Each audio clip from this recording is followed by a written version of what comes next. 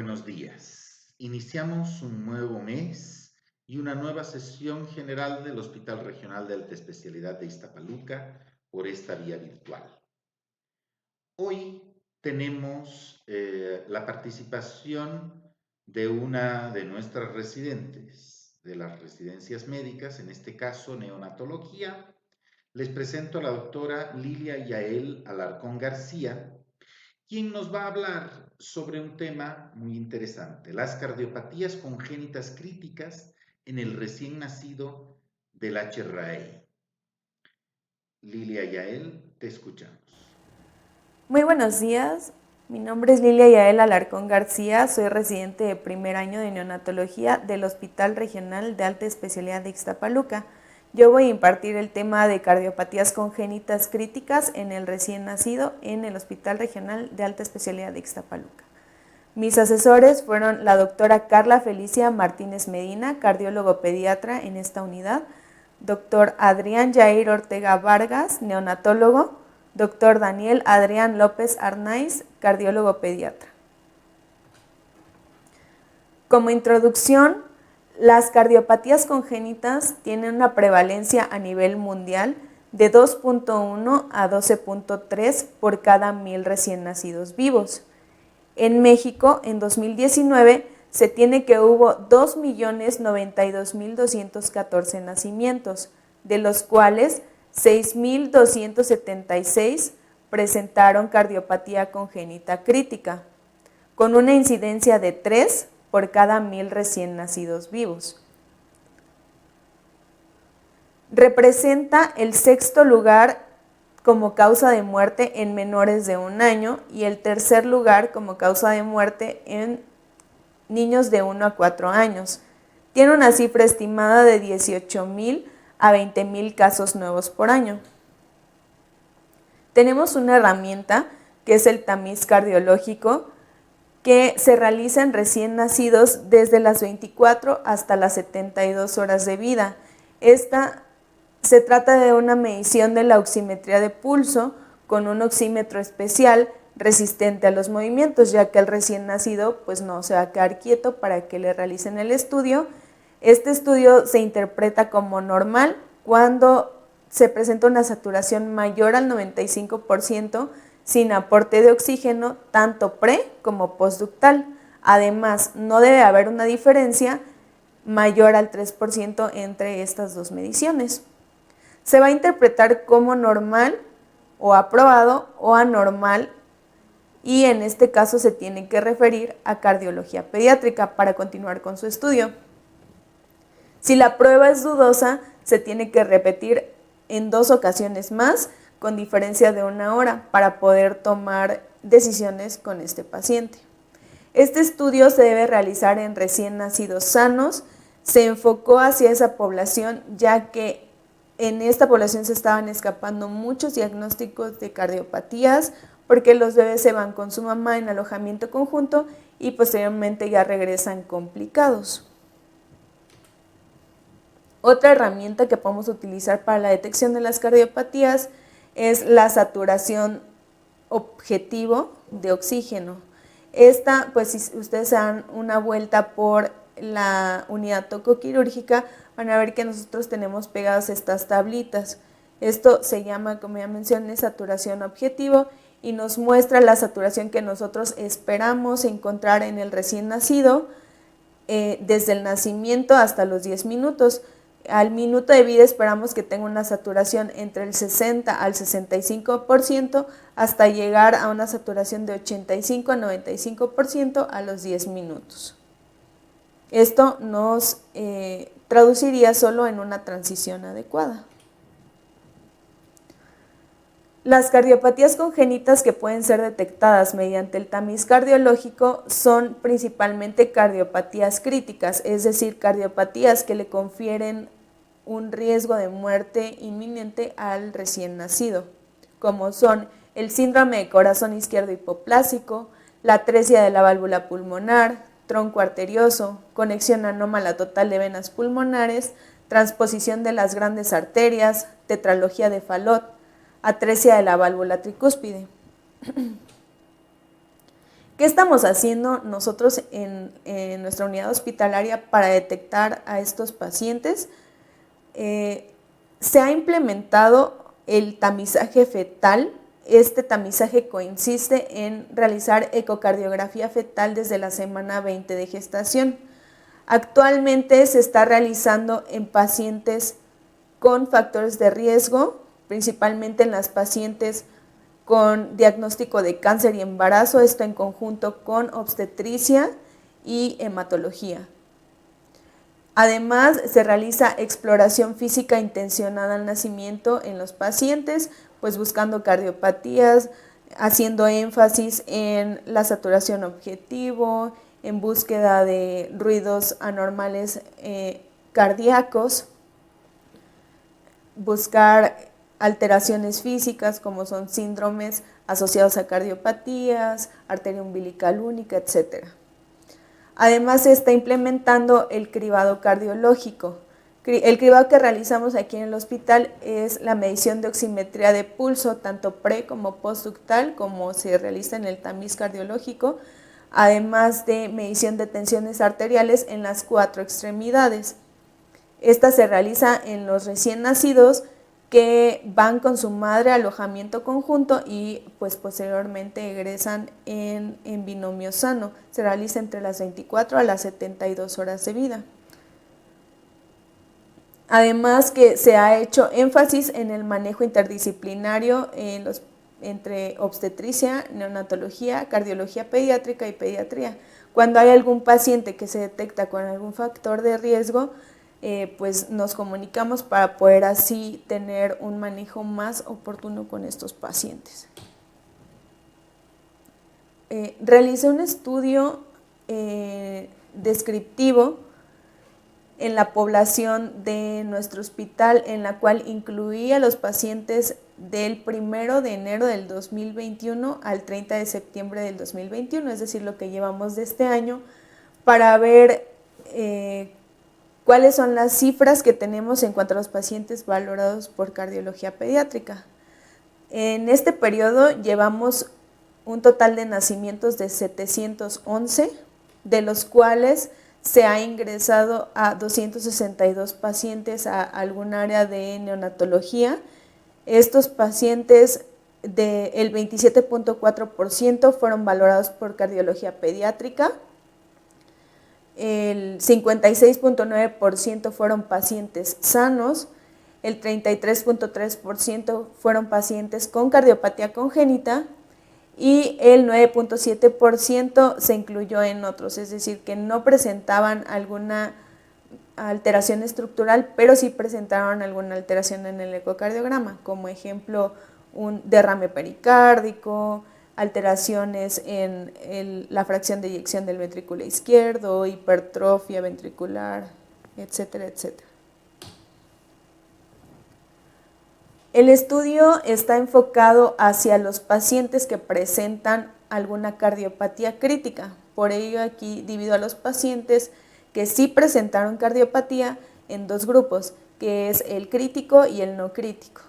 Los no críticos representaron el 58.3%. En este grupo pues se incluía a los pacientes con comunicación interventricular, con conducto arterioso persistente, etcétera, etcétera.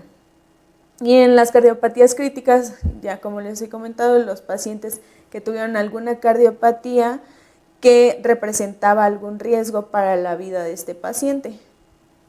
Estos representaron el 41.6%.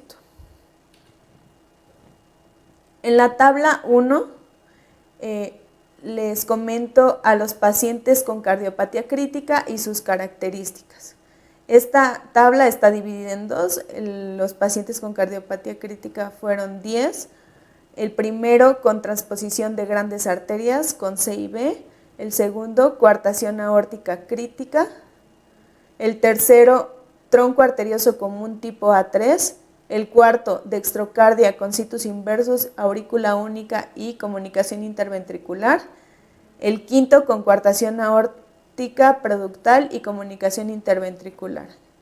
Aquí es importante resaltar, ver cómo la edad gestacional generalmente oscila en el término tenemos pocos pacientes que son pretérmino, y de patologías maternas solo se agrega diabetes pregestacional, pérdidas gestacionales recurrentes e hipertensión gestacional no clasificada.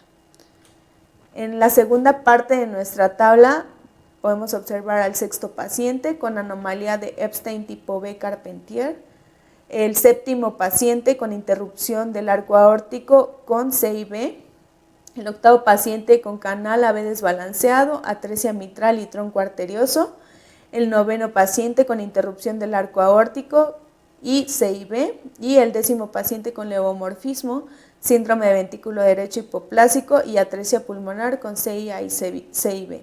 De igual forma podemos observar la mayoría de los pacientes estuvieron en el término, solo observamos 2 pretérmino ahí, uno de 29 semanas y uno de 35.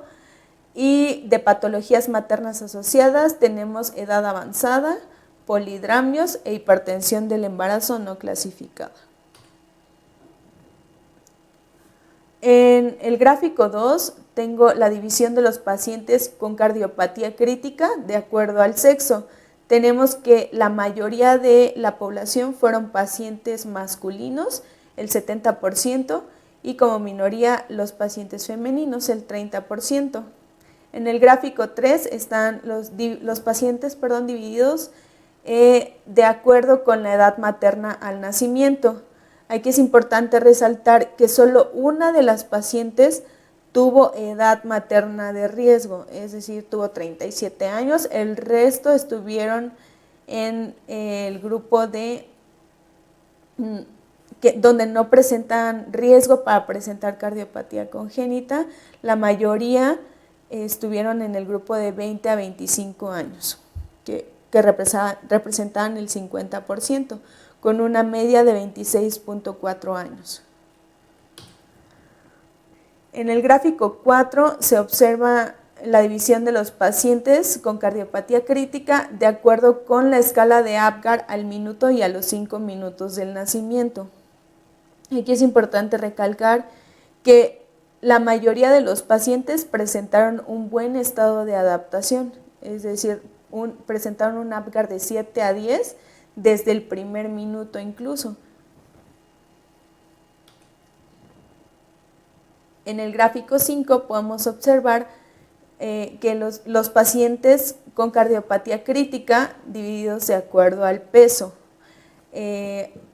Tenemos que la mayoría de los pacientes, el 60%, presentaron peso adecuado y el 40% presentaron peso bajo. Sin embargo, hay que comentar que estos pacientes con peso bajo tenían alguna comorbilidad materna agregada, como fue la hipertensión gestacional, que por sí misma les confiere riesgo de presentar peso bajo al nacimiento.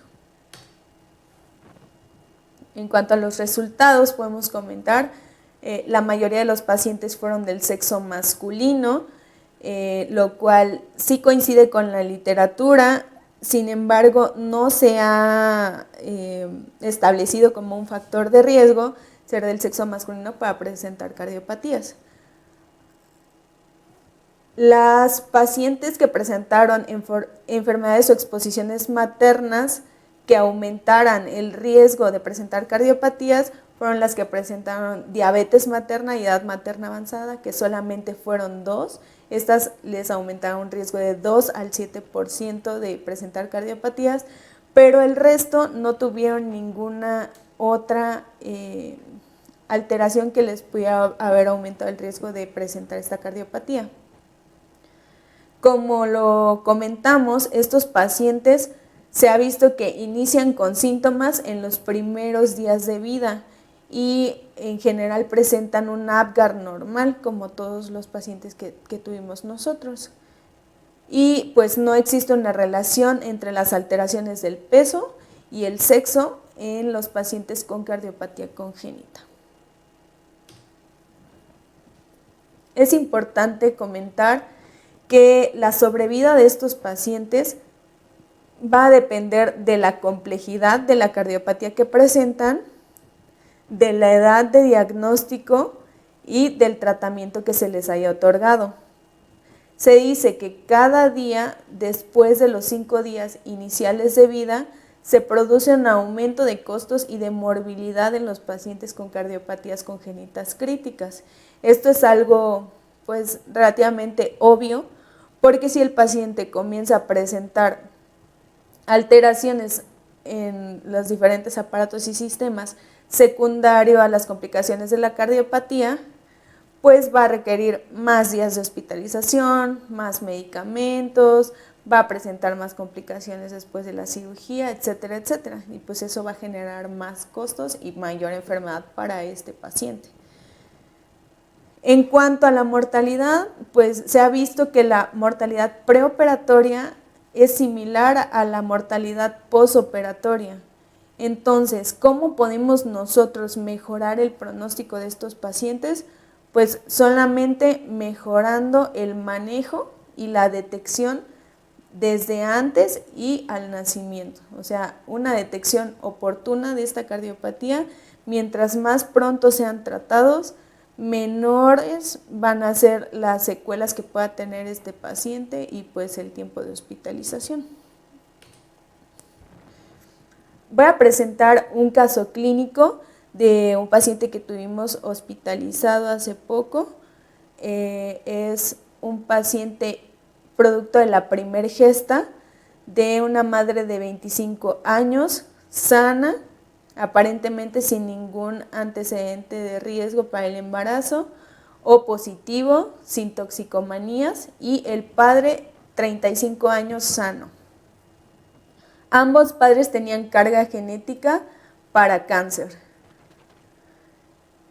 Durante el embarazo, la mamá recibió pues control prenatal adecuado, inició desde el primer mes, se realizó 10 ultrasonidos aparentemente normales, solo en el último reportaban restricción del crecimiento intrauterino.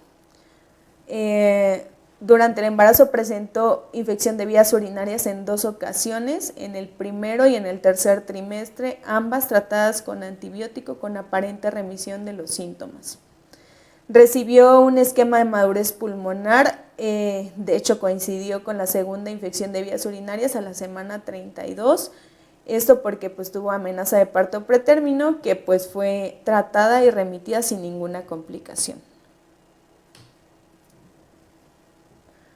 En cuanto al nacimiento, esta paciente, bueno, la mamá de nuestra paciente fue referida de consulta externa porque había presentado alteración en los flujos placentarios, además de presentar elevación de la tensión arterial, es decir, pues el bebé nació pues tanto por indicación materna, por la hipertensión, como por alteración en los flujos placentarios. Esto pues se programó la cesárea para mejorar el pronóstico materno y fetal. El bebé nació el 11 de agosto del 2021 a las 19:48 horas. Se le realizó una cesárea sin complicaciones. El bebé nació con un Apgar de 8.9. Se le dio una calificación de Silverman de 1. Se calificó con 38 semanas de gestación por capurro. Tuvo un peso de 2 kilos 380 al nacimiento, que se encontraba en el percentil 4. Talla de 47 centímetros, que se encontraba en el percentil 13, y perímetro cefálico de 32, que se encontraba en el percentil 9. Solo se le realizaron maniobras básicas de reanimación y solo llamó la atención que al momento de colocar el oxímetro, que nosotros ponemos un oxímetro en la manita derecha para monitorizar la saturación, con la tabla que les había presentado anteriormente, solo pues se encontró que las saturaciones oscilaban entre 45 y 88%, pero el paciente no presentaba ningún dato de dificultad respiratoria.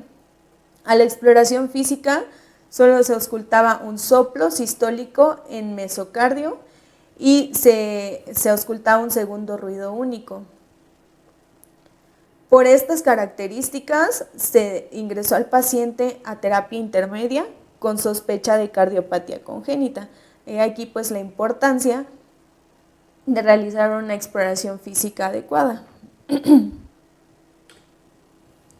Se ingresó con los diagnósticos: recién nacido de término, de 38 semanas de gestación por capurro, peso bajo para la edad gestacional, talla adecuada para la edad gestacional, perímetro cefálico bajo para la edad gestacional y pues como conclusión, restricción del crecimiento intrauterino ya documentado previo al nacimiento,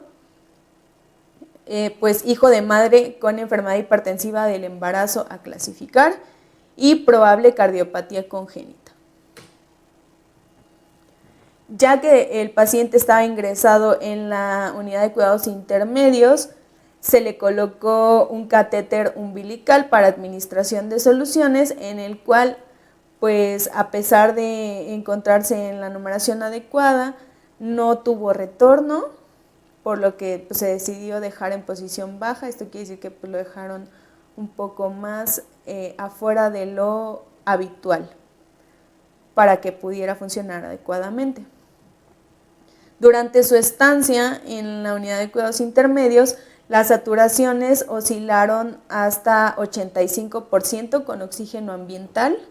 Se le realizó cuantificación de saturación y cifras tensionales en las 4 extremidades para pues, tratar de buscar la causa de la cardiopatía. No se encontró una diferencia importante entre las saturaciones, como podemos observar, pues estuvieron entre 82 y 84, no hubo una diferencia mayor al 3%, y las cifras tensionales también fueron similares en las 4 extremidades. Este paciente pues tenía evolución aparentemente adecuada, sin embargo a las 4 horas comenzó con dificultad respiratoria progresiva que requirió manejo avanzado de la vía aérea. Por el antecedente de sospecha de cardiopatía, evidentemente se le manejó con oxígeno al 21% y se le iniciaron prostaglandinas para evitar el cierre de conducto, porque pues ya hasta este momento se sospechaba que la cardiopatía pues era ducto dependiente. Esta radiografía que observamos en la imagen es la radiografía de nuestro paciente. Es una radiografía anteroposterior de tórax, no es una técnica adecuada para valorar silueta cardíaca, porque requeriríamos una tele de tórax, pero pues nosotros en neonatología nos apoyamos con estas radiografías porque no siempre se puede bajar a los pacientes a tomar una radiografía adecuada. En esta, el índice cardíaco salió en 0.7, este es un índice pues apenas por arriba de lo esperado para el neonato. El límite alto para los neonatos es de 0.6, pues sería como una cardiomegalia discreta. No se observa flujo pulmonar aumentado. Se tomó este ecocardiograma en el cual pues se resalta ritmo auricular bajo, pues caracterizado por P's incluso negativas en D1, D2, D3 y ausencia de fuerzas derechas en B1 y B2. También podemos resaltar que tiene un eje QRS desviado extremadamente a la derecha en menos 150, que pues en este paciente pues es patológico. Posterior a la valoración inicial, por la mañana del día que se ingresó el paciente, se solicitó valoración por cardiología pediátrica, quien posterior a la exploración física, revisar el electrocardiograma y realizar un ecocardiograma, concluyeron los siguientes diagnósticos. El primero, pues levomorfismo, caracterizado por un hígado central, interrupción de la porción hepática de la vena cava y sistema ácigos. Un atrio común con seno coronario dilatado, un síndrome de ventrículo derecho hipoplásico que tenía ausencia de conexión AV derecha, es decir, atresia tricuspidia, y atresia pulmonar con ramas confluentes. Además, tenía conducto arterioso permeable en vías de cierre, con boca aórtica de 2 milímetros, boca pulmonar de 1 milímetro y longitud de 7 milímetros. Aquí tenemos un video en el que podemos observar un corte de 4 cámaras. Aquí se observan ambas aurículas con morfología izquierda. Aquí se observa la válvula tricuspidia atrésica, solo pasa de la aurícula única, pasa sangre al ventrículo a través de la válvula mitral y un ventrículo derecho pequeño. Aquí podemos observar el catéter, cómo llega al ventrículo.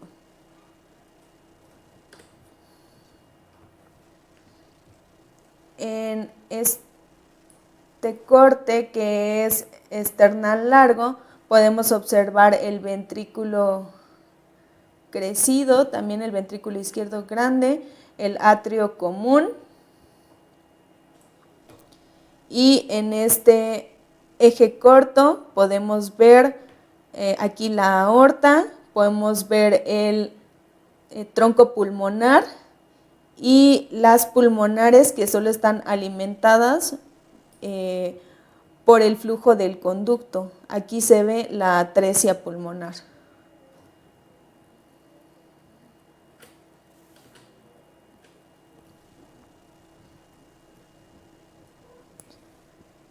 En este corte external podemos observar el callado aórtico y aquí observamos el conducto arterioso persistente. Igual en este podemos observar el callado aórtico y este pequeño es el conducto arterioso en vías de cierre.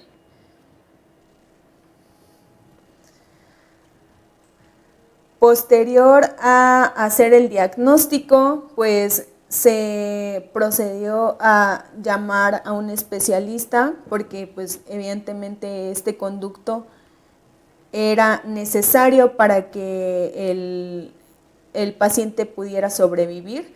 Entonces se llamó a un hemodinamista para que pudiera realizar colocación de un stent en el conducto arterioso. Entonces aquí vemos la angiografía desde su inicio. Se inició la punción a nivel femoral. Aquí podemos observar un sistema ácigos. Esto pues es importante por lo que les comentaba. Cuando se colocó el catéter umbilical no se logró retorno de sangre, pues esto pudo haber sido porque pues no hay presencia de vena cava inferior. Este es un sistema ácigos que drena a seno coronario, que es un seno coronario dilatado, y pues no podemos observar una vena cava inferior.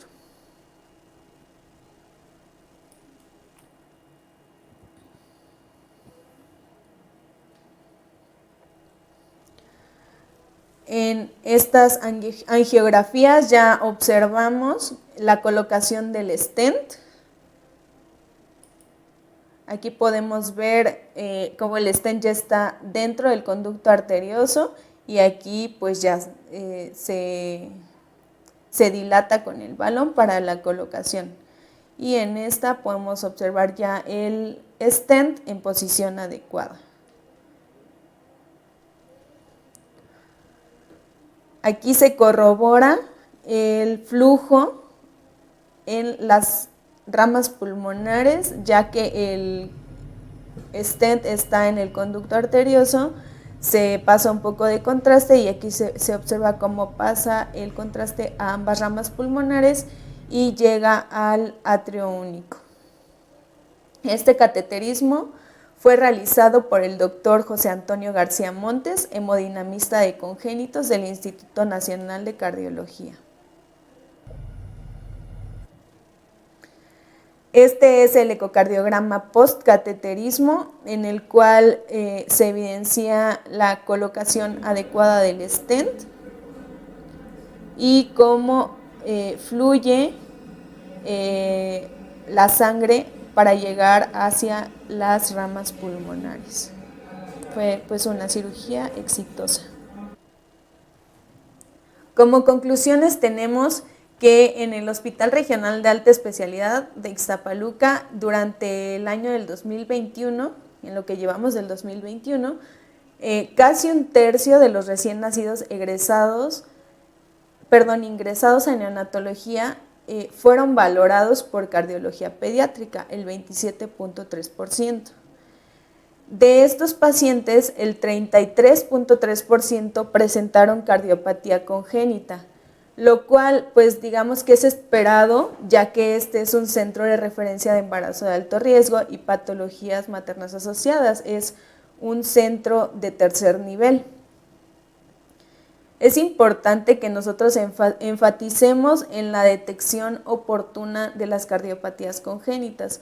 Como ya lo vimos, es muy importante para el pronóstico de nuestros pacientes.